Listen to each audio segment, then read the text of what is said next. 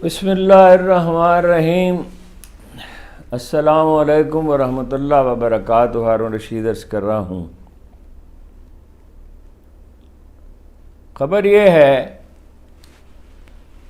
کہ عمران خان نے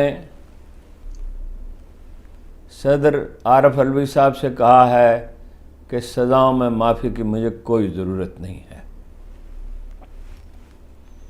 وہ کوئی رعایت نہیں چاہتے، وہ ایک طویل اذیت ناک جدوجہد سے گزرنے کے لیے تیار ہیں، جیل میں رہنے کے لیے تو تیار ہیں ہی، پھانسی کے لیے بھی تیار ہیں۔ اور جب ایسا آدمی سیاست کے مطلب پر طلوع ہوتا ہے تو اس کا مطلب یہ ہوتا ہے کہ قدرت تاریخ کا برق الٹنے کا فیصلہ کر چکی ہے۔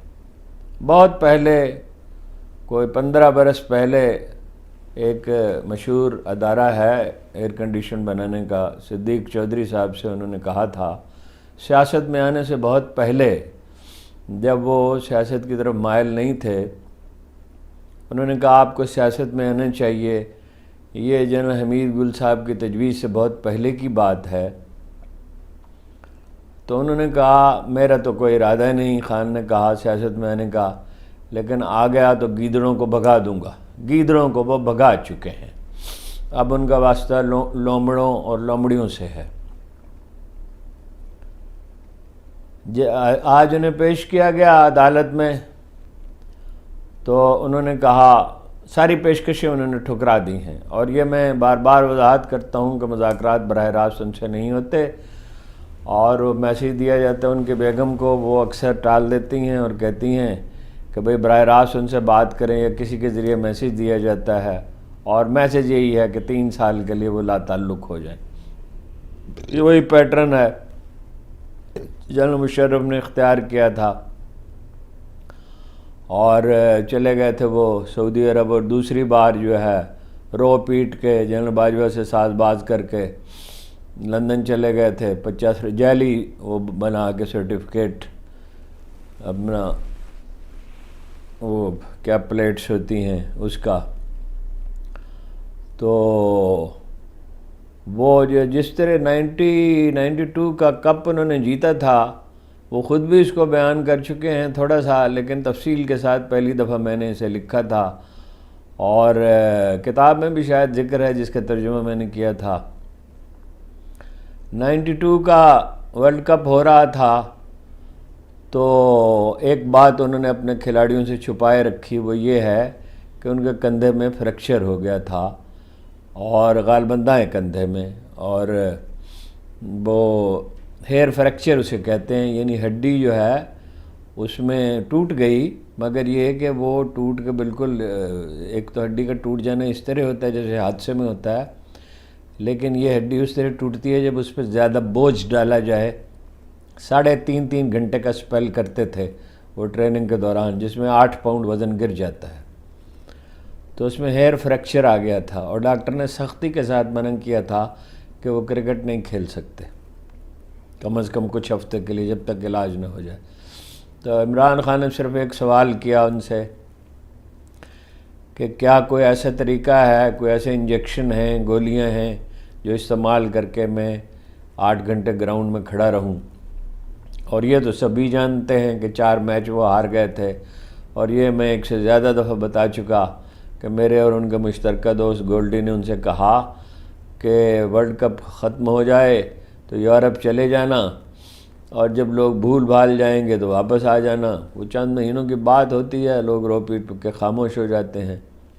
تو فرم آواز میں اس نے کہا، اس وقت اس کے ذہن پہ خبط سوار تھا، اور خبط ہی سوار کرنا پڑتا ہے شوکت خانوں بنانے کا، کہ گولڈی میں جیت کے آ رہا ہوں۔ اور کوئی ایک آدمی خدا کی زمین پر ایسا نہیں تھا کرکٹ کو سمجھنے والا جو یہ مانتا ہو کہ وہ ورلڈ کپ جیت سکتے ہیں، لیکن جب اللہ کسی سے کوئی کام لینا چاہتا ہے تو لے لیتا ہے۔ اس قادر مطلق کے لیے کیا مشکل ہے؟ ذرا آیت الکرسی پڑھیے اور دیکھیے یہ جو کائنات کا نظام چلانے والا رب ہے، اس کی خصوصیات کیا ہیں، اس کے بیان ہی نہیں ہو سکتی ویسے خصوصیات کیا، کہ لفظی ناموضوع ہے۔ اپنا وہ تو سب سمندر سیاہی ہو جائیں اور سب درخت قلم ہو جائیں، یعنی کھربوں درخت بھی اس کی مدح تو نہیں کر سکتے۔ یہی توحید ہے، اور اسی توحید کا ادراک توکل ہے، اور یہ توکل جب پیدا ہو جاتا ہے تو ایون پولیٹکس میں بھی قائد اعظم محمد علی جناح جیسے لوگ جنم لیتے ہیں، اور صلاح الدین ایوبی جیسے لوگ پیدا ہوتے ہیں۔ کسی سیاستدان کا قائد اعظم سے کوئی موازنہ نہیں، اور قائد اعظم کا صلاح الدین سے کوئی موازنہ نہیں، اور جناب صلاح الدین کا یعنی بے حد اکرام مغرب میں بھی کیا جاتا ہے۔ جناب عمر بن عبدالعزیز سے کوئی موازنہ نہیں، اور جناب عمر بن عبدالعزیز کا خلفائے راشدین سے کوئی موازنہ نہیں، اور جناب سرکار کے ساتھ کا تو معاملہ ہی الگ ہے۔ درجات جو ہیں وہ علم کے ساتھ ہیں اور زہد کے ساتھ ہیں۔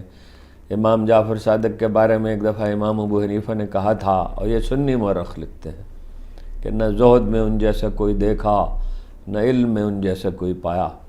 وہ تو ہر ایک آدمی سے جو کام اللہ لینا چاہتا ہے اس کی صلاحیت اسے عطا کرتا ہے۔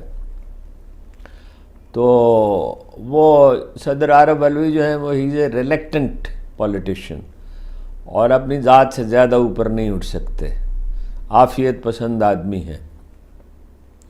انہیں یہ کام کرنا تھا تو اس طرح کرتے جیسے کیا جاتا ہے، پوچھنے کی کوئی ضرورت نہیں تھی، اور اس کا وقت گزر چکا، اور وہ دست سوال دراز کرنے والا آدمی نہیں ہے۔ وہ شوکت خانم کے لیے تو چندہ مانگ سکتا ہے، اور نمل یونیورسٹی کے لیے تو دوستوں کو آدھی رات کو ٹیلی فون کر سکتا ہے، لیکن اپنے لیے وہ ہاتھ پھیلانے والا آدمی نہیں ہے۔ جج صاحب نے کہا ان سے کہ فرد جرم عائد کر دی گئی ہے، اس پہ اپنا 190 پاؤنڈ پہ بوگس کیس، عدت کی طرح بوگس، سائفر کی طرح بوگس، اس سے بھی زیادہ بوگس، کہ آپ یہ پڑھ لیں اور بتا دیں کہ یہ الزامات درست ہیں یا نادرست۔ تو اپنے خاص انداز میں انہوں نے کہا مجھے پڑھنے کی کوئی ضرورت نہیں، میں سب جانتا ہوں۔ اور وہی کیا جانتے ہیں، سب لوگ جانتے ہیں۔ ہفتے کو انہوں نے احتجاج کی کال دینے کا فیصلہ کیا ہے، اور اسی اپنا دلاور ہمارے شمشیر بکف، ہمہ وقت شمشیر بکف شیر افضل مروت سے کہا ہے کہ ان کی ذمہ داری ہے، اور وہی ایجیٹیشن کے لیے موزوں ترین آدمی۔ ایجیٹیشن کے لیے میرا خیال ہے ایسا آدمی کبھی آیا ہی نہیں، 47 سے لے کے اب تک۔ کچھ کردار میرے ذہن میں آ رہے ہیں، لیکن یہ منفرد ہی کردار ہے، ہاں جی، ہمیشہ شمشیر بدست رہتے۔ بڑا اچھا جملہ انہوں نے کہا کہ کینسر کے اور گردے کے مریضوں نے بھی ووٹ دی آ کر، بوڑھوں نے اور اپاہجوں نے، اور ہم اپنا مینڈیٹ چوری ہونے نہیں دیں گے۔ کل آپ سے عرض کیا تھا، آج اس کی مزید تصدیق ہوئی ہے۔ سعد اللہ بلوچ صاحب ہیں، غالباً 97 حلقہ ہے، ان کو 50 کروڑ روپے کی پیشکش کی گئی بقول ان کے، اور ڈرایا دھمکایا بھی گیا، بلیک میل کرنے کی کوشش کی، مگر ایک تو وہ اپنا سعد اللہ ان کا نام ہے، اور ایک وہ بلوچ ہیں، اور بلوچ جو ہے وہ ایک جو جینون بلوچ ہوتا ہے اچھے ماحول میں جو رہا ہو، تو بھیک آپ کبھی بلوچ کو بھیک مانگتا ہوئے نہیں دیکھیں گے، اور بلیک میل ہوتا ہوئے نہیں دیکھیں گے۔ یہ ہر علاقے کے لوگوں کی کچھ نسلوں کی خصوصیات ہیں، اور بلوچ اپنی خودداری کے لیے ضرب المثل ہے۔ یہ ضروری نہیں ہوتا کہ ہر بلوچ جو ہے وہ ایک حسن کردار کا نادر نمونہ ہو، لیکن یہ ہے کہ بہرحال سعد اللہ بلوچ صاحب نے انکار کر دیا۔ مانسہرہ کی سیٹ بھی غالباً مل جائے گی، بہت سی سیٹیں ہیں جن پہ دوبارہ گنتی کی ہوگی۔ مانسہرہ کی بھی نواز شریف صاحب کو امید مل جائے گی۔ عجیب الیکشن ہے، یعنی کتنے دن گزر گئے، تو 18 دن گزر گئے ہیں، اور نتائج جاری ہیں اور جاری ہی رہیں گے، ٹھیک ہے۔ جعل سازی اور دھوکہ دہی کی ایسی واردات کبھی تاریخ انسانی میں الیکشن میں تو نہیں ہوئی، ویسے تو دنیا میں سازشیں اس سے بھی زیادہ گہری۔ ہمیں جناب جنید بغداد نے کہا تھا ازل سے ایسا ہی ہوتا ہے اور ابد تک ایسا ہی ہوتا رہے گا۔ تو انہوں نے خان صاحب نے کہا گرینڈ الائنس بنانے کی کوشش کریں، اختر مینگل سے بات کریں، وحدت المسلمین ان کے ساتھ ہے، سنی اتحاد کونسل ان کے ساتھ ہے، جماعت اسلامی سے ان کی بات ہو سکتی تھی، لیکن خود ان کی پارٹی میں بھی جماعت اسلامی کے لیے کوئی پسندیدگی نہیں پائی جاتی.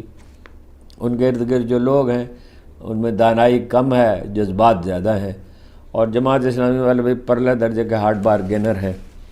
انہوں نے کہہ دیا کہ آپ نے وحدت المسلمون سے کیوں بات کی ہے. بجلی اور پٹرول کے نرخوں میں اضافہ کیا جا رہا ہے. ابھی بجلی کا تو کہہ رہے ہیں 7 روپے یونٹ، اور پٹرول کا پتہ نہیں کتنا کریں گے. یہ وہ لوگ ہیں جو انتخابی مہم میں کہہ رہے تھے مفت بجلی دیں گے غریبوں کو، مفت کیا خاک دیں گے. ان کے بعد یہ جھوٹے ہیں جی، یہ شعبدہ بازی کی سیاست کرنے والے لوگ ہیں. ایم کیو ایم کو ٹھنڈ میں مرنے کے لیے چھوڑ دیا گیا ہے، انگریزی محاورے کے مطابق، جس میں مصطفیٰ کمال شکایت کر رہے ہیں. مصطفیٰ کمال صاحب کو شکایت اپنے آپ سے ہونی چاہیے اور اپنے ساتھیوں سے ہونی چاہیے.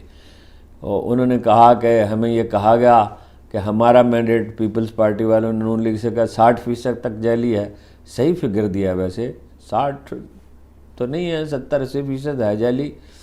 تو پیپلز پارٹی کا 60% جعلی ہو سکتا ہے، بلکہ 50% ہی جعلی ہوگا. لیکن نون لیگ کا جو ہے وہ تو 80% جعلی ہے. اور آپ کے بغیر ہمارے نمبر پورے ہیں. اور نواز شریف صاحب کی کوشش یہ ہے پیپلز پارٹی سے بھی پنڈ چھڑا لیں، اور اس کا طریقہ قومی اسمبلی میں، اور اس کا طریقہ یہ ہے کہ 10-12 سیٹیں، بلکہ ان کی فرمائش 20 سیٹوں کی ہے، اور ممکن ان کی فرمائش پوری کر دی جائے. جب کسی نے برباد ہونا ہوتا ہے تو یہی ہوتا ہے کہ اپنی گاڑی دیکھے بغیر کہ کس سپیڈ پہ چل سکتی ہے، اس کو ایک جو گاڑی 80 میل کی سپیڈ پہ چل سکتی ہے اس کو 200 میل کی سپیڈ پہ چلانے کی کوشش کرتا ہے اور حادثے کا شکار ہوتا ہے. عمر تو ان کی پوری ہو چکی، اور ظاہر ہے کوئی دن میں سیاسی طور پہ انہیں دفن ہونا ہے. اس کا بندوبست یہ خود ہی کریں گے، کسی اور کو کرنے کی ضرورت نہیں. ویسے مددگار بھی بہت ہیں، امریکہ بھی مددگار ہے، بھارت بھی مددگار ہے، اور ایسے ملک بھی مددگار ہیں جن کا نام ابھی ہم نہیں لینا چاہتے. اور عرب بھی بڑے خوش ہیں کہ عالم اسلام میں خوددار لیڈر کیوں ابھر رہا ہے. اس پہ ایک عرب جرنلسٹ کا انٹرویو ہے، وہ اس کو میں نے کسی سے کہا تھا جو ترجمہ کرنے کے لیے، تو وہ نہیں ہو سکا. وہ ترجمہ ہوگا تو میں آپ کو انشاءاللہ سنا دوں گا. اخبار نویسوں کی آزمائش شروع ہے. جب اعتزاز احسن صاحب نے 2 جنوری کو ریٹ دائر کی تھی کہ یہ اخبار نویسوں کے ساتھ زیادتی ہو رہی ہے اور لاپتہ افراد کے معاملے میں، تو قاضی صاحب نے کہا تھا کہ آپ نے جن اخبار نویسوں کے نام لکھے ہیں اس میں اسد طور کا اور مطیع اللہ جان کا نام کیوں نہیں ہے؟ یہ آزاد اخبار نویس ہیں. ان کو تو آزاد اخبار نویس کو ایک کو تو انعام مل گیا، اسد طور صاحب کو، اور کبھی اور بھی ملے گا. اور ڈٹ کے وہ کھڑے ہو گئے، اور ان کی استقامت اور جرأت کو سلام ہے. موقف سے آپ کو اتفاق ہو یا اختلاف ہو، مگر قاضی صاحب نے یہ کہا تھا کہ جب وہ چیف جسٹس نہیں بنے تھے کہ ججوں جنرلوں پہ کھل کے نکتہ چینی کریں، کوئی آپ کو روکے گا نہیں. کہنا اور ہوتا ہے، کرنا اور ہوتا ہے. قرآن مجید سوال کرتا ہے لما تقولون ما لا تفعلون. قرآن کریم پڑھتے بہت ہیں، عمل کرنے والے کم ہیں، اور کسی سے ہم کیا کہیں. جب اپنے غریبوں میں منہ ڈالتے ہیں تو اپنے بارے میں بھی یہی احساس ہوتا ہے. 40-50 برس کے بعد مسلمانوں کا قرآن سے تعلق نہیں رہا، انڈیویجول کا رہا ہے.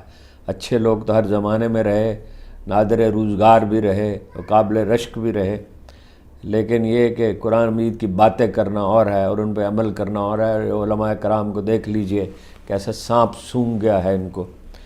تو ایک ممتاز اخبار نویس نے کہا ہے کہ اسد طور ایک ٹیسٹ کیس ہے. یہ بات جو یونینیں ہیں اخبار نویسوں کے، ان کے لیڈروں کو کہنی چاہیے.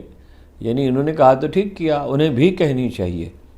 اور انہوں نے کہا کہ اس کے بعد آئے گی وکلاء کی باری، پھر انسانی حقوق کی تنظیموں کی باری، ساری قوم کی باری آ چکی ہے. اور امریکی ترجمان نے کہا، میتھیو ملر نے، کہ ہم چاہتے ہیں کہ حکومت پاکستان پاکستانی عوام کے جذبات کی عکاس ہو. لیکن یہ کہا داخلی معاملہ ہے، کیا داخلی معاملہ ہے کہ یہ جو عالمی سیاست ہے اس کی بنیاد ایک ہی ہوتی ہے، مفادات، اور اس میں طریق ایک ہی ہوتا ہے، منافقت. اور امریکیوں سے بڑا منافق اس معاملے میں کوئی ثابت نہیں ہوا. پہلے لا تعلقی کا اظہار کیا، پھر تحقیقات کا مطالبہ کیا. ایک سینیٹر کانگریس کے ایک ممبر ہیں، وہ بھی نام دیکھتا ہوں، انہوں نے جو بائیڈن کو خط لکھا ہے کہ جب تک فارم 45 اور 47 کو ملحوظ رکھ کے تحقیقات نہیں ہوتی اس حکومت کو تسلیم نہ کیا جائے، لیکن امریکہ اسے تسلیم کرے گا، چین اسے تسلیم کر چکا ہے۔ اور یہ ہے کہ جس آدمی نے کوالالمپور میں اردوان کو مدعو کیا اور انڈونیشیا کو مدعو کیا اور مہاتیر محمد سے بات کرنا چاہتے، عربوں کو کیسے گوارا ہو سکتا ہے وہ؟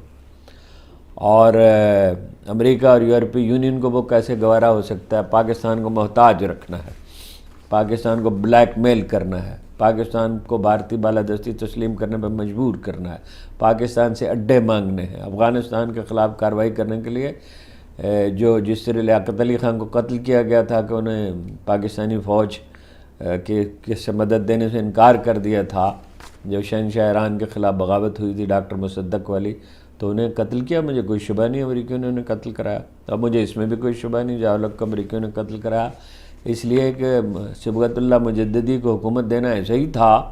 میں ان کی کوئی انسلٹ نہیں کرنا چاہتا، جیسے طاہر القادری کو وزیر اعظم بنا دیا جائے، اس سے بھی کم۔ حکمت یار نے کہا تھا کہ ان کی پوری پارٹی جو ہے وہ میں اپنی جیب میں ڈالوں تو پھر بھی میری جیب میں کچھ جگہ باقی رہے گی، اور اس کا عملی طور پہ انہوں نے مظاہرہ بھی کر دکھایا تھا کہ آدھے کمانڈر ان کے حزب اسلامی میں چلے گئے تھے۔ حکمت یار کا راستہ روکنا تھا۔ ضیاء-ال-حق کا منصوبہ یہ تھا کہ حکمت یار صدر ہوں، اور اگر وہ مان جائیں، اگر وہ اتفاق کر لیں، اور برہان الدین ربانی وزیر اعظم ہوں اور باقی پارٹیاں بھی شامل ہوں، لیکن امریکیوں کو تو کارندے درکار تھے، وہ اسے اپنی فتح سمجھ رہے تھے، ان کی فتح تو نہیں تھی۔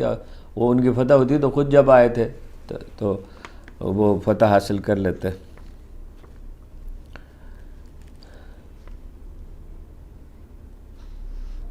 صدارتی الیکشن جناب ہو رہے ہیں، اسمبلی پوری نہیں ہے، لیکن الیکشن کمیشن جو ہے وہ تو اس کے لیے جو صحیح لفظ ہے میں کیا استعمال کروں، وہ اپنا صدر نے ٹھیک کیا کہ اجلاس بلانے سے انکار کر دیا، مگر یہ ہے کہ وہ صدر کا الیکشن بھی ہو جائے گا۔ شیخ وقاص اکرم 10 مہینے کے بعد منظر عام پر آ گئے ہیں، اور انہوں نے کہا ہے وہ ہدف تھے جن کا شکار کھیلنا تھا، ان میں سے ایک وہ بھی تھے، اور انہوں نے کہا میں خان کے ساتھ ہوں اور خان کے ساتھ کھڑا رہوں گا۔ نواز شریف صاحب خود تو خاموش ہیں، لیکن اسٹیبلشمنٹ کو بلیک میل کرنے کی کوشش کر رہے ہیں، اور اس کے لیے جاوید لطیف جیسے کرندے بروئے کار ہیں جو مانتے ہیں دھاندلی ہوئی ہے، مگر کہتے ہیں مجھے 9 فروری کو کیوں نہیں جتایا۔ اور ظاہرہ خرم دستگیر کے چہرے پہ بھی یہی لکھا ہے، بھائی 100% رزلٹ تو آپ کو نہیں دے سکتے تھے، تو اشارہ وہ یہ دے رہے ہیں کہ ورنہ میں بولوں گا، بولیں جیسے مصطفیٰ کمال بولے ہیں۔ اور انہوں نے کہا، مصطفیٰ کمال نے یہ نہیں کہا اس میٹنگ میں کہ ہمارا مینڈیٹ اصلی ہے ہی نہیں۔ مجھے بہت افسوس ہے مصطفیٰ کمال پہ، افسوس تو اعجاز الحق پہ بھی ہے، لیکن مصطفیٰ کمال تو جان ہتھیلی پہ رکھ کے الطاف حسین کو چھوڑ گئے تھے اپنی زندگی خطرے میں ڈال کے، تو اب اچانک یہ مصلحت پسندی انہوں نے کیوں اختیار کر لی؟ شیر کا خرگوش ہو جانا تو ظاہر ہے المناک ہی ہوتا ہے۔ تو مارچ کے بس تک میرا خیال ہے فیصلہ کر دیں گے اس کا 190 پاؤنڈ کا، اور عدالتیں حاضر ہیں۔ ہمارا عدالتی نظام تو ایسا ہے کہ جو چاہیں اس سے فیصلہ کرا لیں۔ عمران خان صاحب نے یہ بھی کہا، میرا خیال ہے اس کو کوئی کہنے کی ضرورت تو نہیں ہے کہ چیف الیکشن کمیشنر کو مستعفی ہونا چاہیے۔ اس سے دلچسپ بیان سراج الحق کا ہے کہ ایم کیو ایم، نون لیگ اور پیپلز پارٹی اپنے ضمیر کو جھنجھوڑیں۔ کس کو جھنجھوڑیں؟ بستر خالی ہے، اس پہ کوئی سویا ہوا نہیں ہے جسے جھنجھوڑا جائے۔ ضمیر ہو تو اس کو جھنجھوڑیں۔ جو لوگ 100% جعلی، ایم کیو ایم کی تو 100% سیٹیں جعلی ہیں، اور باقی وہ خود کہتے ہیں کہ 60%، یعنی جو ایم کیو ایم سے بات کی کہ 60% ہمارا جعلی ہے، تو جو ضمیر موجود ہی نہیں اسے جھنجھوڑا کیسے جا سکتا ہے؟ علی بابا گروپ ہے مشہور، یہ تو اب آن لائن ہی سارا بزنس ہوتا ہے، اور یہ ٹویٹر بند ہے، باقی سوشل میڈیا شاید بند کر دیں۔ تو انہوں نے دراز پاکستانی کمپنیوں کے ساتھ مل کے کام کرے 3000 ملازمین کو فارغ کرنے کا فیصلہ کیا ہے۔ یہ معیشت کی تعمیر کا منصوبہ ہے جس پر نہایت ذوق و شوق سے عمل ہو رہا ہے۔ تو تحریک انصاف کے جو کامیاب امیدوار ہیں ان میں سے بعض کے یعنی کوئی 10-20 سیٹیں چاہیے اور جتنی بھی ہیں تو ان پہ دوہری مہریں لگائی جا رہی ہیں، ان کے ووٹ ضائع کیے جا رہے ہیں اور مسترد کیے جا رہے ہیں بے دردی کے ساتھ، 10-15,000 20,000 25,000 ووٹ مسترد، اور نوٹیفیکیشن کرنے کے بعد بھی وڈرا کیے جا رہے ہیں۔ یہ دنیا میں تماشا کہاں ہوا ہوگا۔ تو اڈیالہ جیل میں ان کے سپرنٹینڈنٹ نے بدتمیزی کی، مجھے اس پہ ایک واقعہ یاد ہے، اس پہ توہین عدالت کی درخواست دائر کی، عمران خان سے بدتمیزی بھی کی، وکیلوں کو ملنے بھی نہیں دیا۔ تو مروت صاحب کہاں چوک چکتے ہیں ایسے موقع پر، تو انہوں نے کہا کہ توہین عدالت کی درخواست دائر کر دیا۔ ایک سپرنٹینڈنٹ صاحب ہوتے تھے یہاں، بڑے نیک پارسا، یہ ایک مخلوق ہوتی ہے جو تہجد بھی پڑھتے ہیں، ان میں سے بعض نمازیں بہت پڑھتے ہیں اور بڑی نیکیاں کرتے ہیں، لیکن ہوتے بندہ درہم و دینار ہیں۔ تو وہ جنرل حمید گل صاحب کو گرفتار کیا گیا جنرل مشرف کے دور میں، تو ان کی دوائیں بھیجی گئیں تو انہوں نے دوائیں مکس کر دی۔ ساری دوائیں جو ہیں، مثلا 4 قسم کی میڈیسنز ہیں، ظاہر ہے وہ عمر کے اس حصے میں تھے جہاں انہیں دوا کی ضرورت تھی، تو دوائیں ملا دی۔ میں نے ان کو ٹیلی فون کیا، آپ نے یہ کیا حرکت کی ہے؟ تو انہوں نے مجھے عجیب جواب دیا، انہوں نے کہا میں تو لاہور میں ہوں اور یہاں بھٹا خرید رہا ہوں، چھلی اپنا۔ اور میں نے کہا وہ چھلی، خیر وہ فکرہ میں نہیں دہرانا چاہتا، وہ سخت فکرہ، میں نے کہا چھلی تم خرید رہے ہو، تمہیں شرم نہیں آتی؟ تو وہ رویا پیٹا بڑا، اور اخبار نویسوں سے میری شکایت کی۔ تو اخبار نویسوں نے مجھے کہا، میں نے کہا اس کو کہیں شرم کرے کچھ۔ خیر وہ تو کچھ دن کے بعد رہا ہو گیا۔ تو یہ جو اڈیالہ جیل میں غالباً ہمیشہ اسی آدمی کو لگایا جاتا ہے، تو چابی کا کھلونا، چابی کے کھلونے بہت ہیں۔ مولانا مودودی نے کہا تھا ایک بار کہ مارکیٹ میں وہی چیز دستیاب ہوتی ہے جس کی مانگ ہو، کارندوں کی مانگ ہے۔ آپ نے دیکھا ہے کہ وزارت اعلیٰ سنبھالنے کے بعد محترمہ نے سول سروس میں کوئی تبدیلی نہیں کی، اس لیے کہ ساری تبدیلیاں جو ہیں ان سے پہلے نگران وزیر اعلیٰ کر چکے تھے، جو دھمکیاں دیتے ہیں اپنا PSL کی انتظامیہ کو کہ تماشائیوں کو نہیں آنا چاہیے اور نعرے نہیں لگنے چاہیے۔ نعرے تو ہر دل میں ہیں، ہر گھر میں ہیں، ہر دماغ میں ہیں، ہر دیوار پہ لکھے ہیں۔ بینر پہ لکھے حرف خوش آمد پہ جو خوش ہے، بینر پہ لکھی وہ بینر پہ لکھے حرف خوش آمد پہ جو خوش ہے، دیوار پہ لکھی ہوئی تحریر بھی دیکھیں۔ یہ IG صاحب بھی دیکھیں اور چیف سیکرٹری بھی دیکھیں اور یہ نگران وزیر اعلیٰ بھی دیکھیں، سبھی کا وقت آتا ہے۔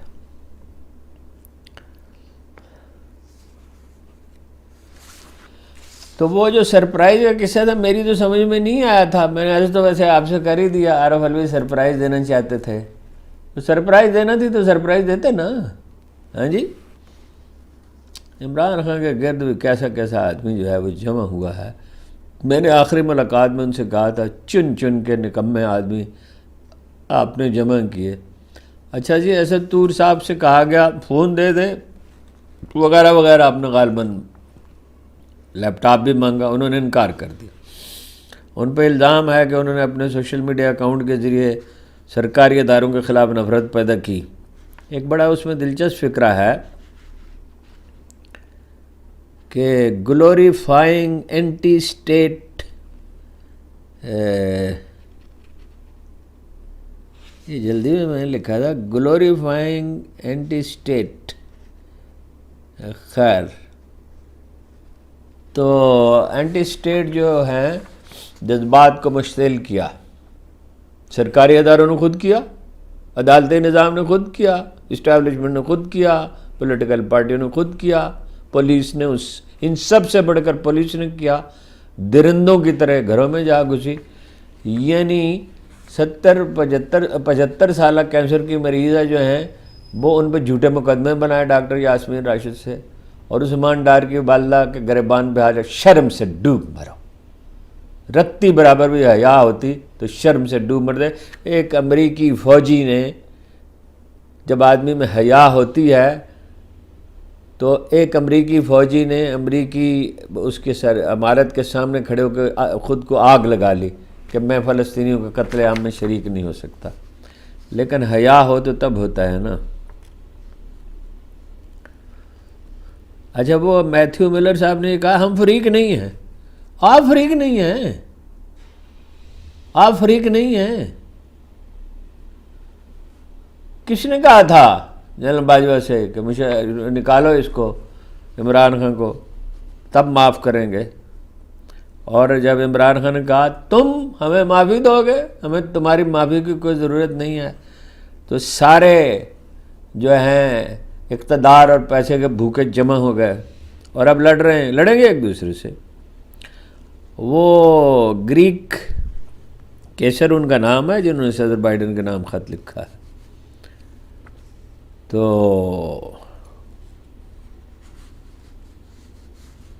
ایک بڑا خراج تحسین پیش کیا میاں اسلم کو۔ انہوں نے اپنا سنی کونسل کے جو ہیں سربراہ، انہوں نے وہ ایک زبردست خطیب ہیں، میں کہتا ہوں پرسوں کہا تھا، زبردست خطیب ہیں، اعداد و شمار کے ساتھ وہ خطاب کرتے تو اعداد و شمار کے ساتھ دھجیاں اڑا کے ان کی رکھ دیتے۔ اس لیے ہر دروازے پر، اسمبلی کے کئی دروازے ہیں، پنجاب اسمبلی کے ہر اسمبلی کے ہوتے ہیں، اس پہ میرا خیال ہے وفاقی اسمبلی کے تو ایک ہی مین دروازہ ہے، دو ہیں، ہر دروازے پر ایک ایس ایس پی مقرر کیا گیا، ایک آدمی سے ڈرتے۔ وہ کیا مصرع ہے حبیب جالب کا، وردی والے ڈرتے ہیں ایک نہتی لڑکی سے، بے نظیر کے حوالے سے کہا تھا۔ احساس جرم ہوتا ہے نا۔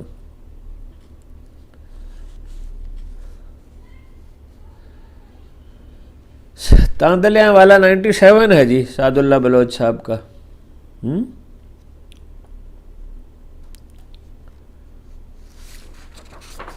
جعلی مینڈیٹ، جال سازی، شعبدہ بازی، کہنے کو کیا باقی ہے؟ اگر جب بالکل منطبق تو نہیں ہوتا، مگر وہ شعر یہ ہے کہ کورے کاغذ کی سپیدی پہ ترس آتا ہے، نامہ شوق میں لکھنے کو رہا کچھ بھی نہیں۔ کیا مسخرہ پن ہے، کیا عجیب تماشا جو ہمارے سامنے جاری ہے۔ وہ عبدالولی خان نے کہا تھا، پھر جب انہیں اور ان کے ساتھیوں کو جالب سمیت گرفتار کر کے حیدرآباد جیل میں بند کر دیا گیا، تو انہوں نے کہا تھا، وہ اپنے بیان میں ایک جملہ اچانک آتا ہے، پھر تاریخ کی سٹیج پر مسخروں کا ایک گروہ نمودار ہوتا۔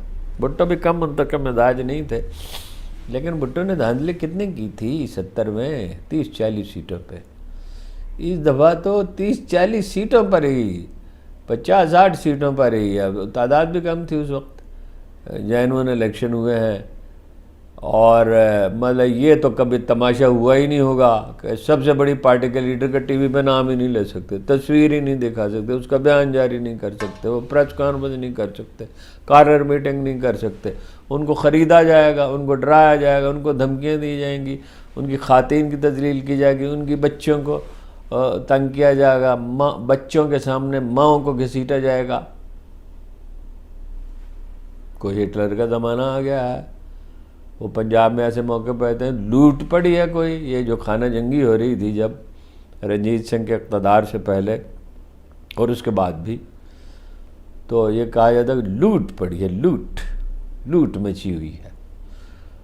تو ایک لوٹ مچی ہوئی ہے، کوئی دن کا تماشا ہے، چند دن کی بات ہے۔ وہ جو ابو بن ادھم ہے، کیا مشہور ایک اساطیری کردار ہیں، نام بعض اوقات بھول جاتا ہوں، ان کے ساتھ ایک عجیب واقعہ ہوا۔ ایک آدمی پتہ نہیں کس طرح چکمہ دے کر ان کے محل کی چھت پہ جا پہنچا، تو انہوں نے اس کو طلب کیا اور کہا کہ تم کون ہو؟ اس نے کہا شب بصری کے لیے آیا ہوں۔ اس نے کہا یہ میرا محل ہے۔ انہوں نے کہا اچھا آپ کا محل ہے، یہ آپ نے بنایا؟ انہوں نے کہا نہیں میں نے تو نہیں بنایا۔ تو آپ سے پہلے یہاں کون رہتا تھا؟ انہوں نے کہا میرے والد گرامی رہتے۔ ان سے پہلے انہوں نے کہا کہ اس نے کہا یہ تھا کہ یہ ابو بن ادھم ہے میرا، یہ سرائے نہیں ہے، یہ محل ہے۔ انہوں نے کہا آپ سے پہلے کون رہتا تھا؟ انہوں نے کہا میرے والد گرامی، ان سے پہلے میرے دادا جان، ان سے پہلے میرے پردادا جان، ان سے پہلے ان کا والد گرامی۔ تو اس نے کہا عجیب جگہ ہے یہ، محلہ یہ سرایہ ہے، ایک آتا ہے ایک جاتا ہے۔ میر صاحب نے کہا تھا شہاں کہ کحل جواہر تھی خاک پا جن کی، انہی کی آنکھ میں پھرتی سلائیاں دیکھی۔ کوئی اقتدار دائمی نہیں ہے اس ذات باری تعالیٰ کے سوا جس کی حمد ممکن نہیں ہے، کوئی اقتدار دائمی نہیں ہے، ایک آدمی نہیں ہے قائد اعظم کے بعد جو آبرومندی سے رخصت ہوا۔ کچھ لوگ شرافت سے چلے گئے جی، انہوں نے اپنا ضد نہیں پکڑی، جیسے چودھری محمد علی تھے، جیسے کچھ اور لوگ تھے۔ تو لیکن بعض لوگوں کو ضد ہوتی ہے کہ رسوا ہوئے بغیر نہیں جائیں گے، یہ رسوا ہو کر جائیں گے، اور تاریخ کے فٹ نوٹ میں ان کا مسخروں کے طور پر ذکر ہوگا۔ آپ کا بہت بہت شکریہ۔